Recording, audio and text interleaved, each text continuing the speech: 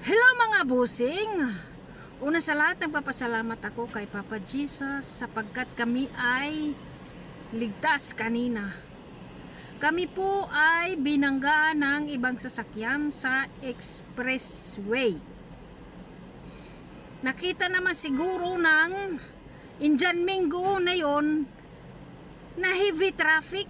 Kahit nga yung fastest lane, mabagal lang yung takbo. Nasa tabi ako ng fastest lane.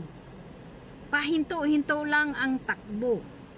Ngayon biglang may tumunog sa likod namin at nagkaroon ng magnitude A1 dito sa loob ng sasakyan. Nagulantang kami ni Amo. Sabay-sabi kong in Jesus name. Bigla si Amo tumalikod. Ano daw yun? Sabi ko may nangyari sa likod. Kaya ngayon binaba ko. Tinanong ko agad ang Indian Mingo. Wala ka bang preno? Bakit hindi ka nagpreno? Sabi niya wala daw eh. Ay paano ngayon yan? Sira na yung sasakyan. Yung sasakyan niya ang nasira, nabasag yung kaliwang salamin, ilaw. Hindi na yun madadala sa optical ng auto shop. At yung sasakyan naman namin may kunting galos. Malaking tulong talaga yung bakal na panghila sa sa towing. Malaking tulong siya. Naproteksyonan kami sa malupit sanang kapalaran ng sasakyan sa likod. In Jesus name, irala.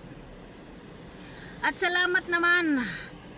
At hindi ko na-release yung foot brake dahil kung nangyari yun, meron din akong mababangga sa unahan sapagkat closer together ang mga sasakyan kasi nga heavy traffic, bumper to bumper. And thanks be to God sa protection niya, kami ay ligtas ni madamdamin.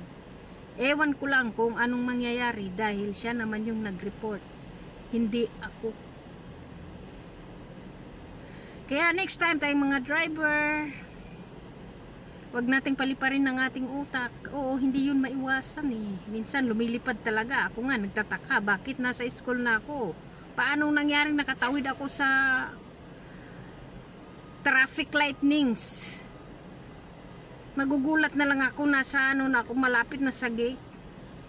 Naglalakbay na yung diwa ko habang nagmamali yung agoy. Kaya tuloy nag-aaway yung utak ko eh. Kasi sinasaway na mag-focus sa pagmamaneho, huwag mag-isip ng kung ano-ano. Kaya ganun po, siguro nag-drive yun ng wala sa sarili. May problema, sigurado. Bye-bye!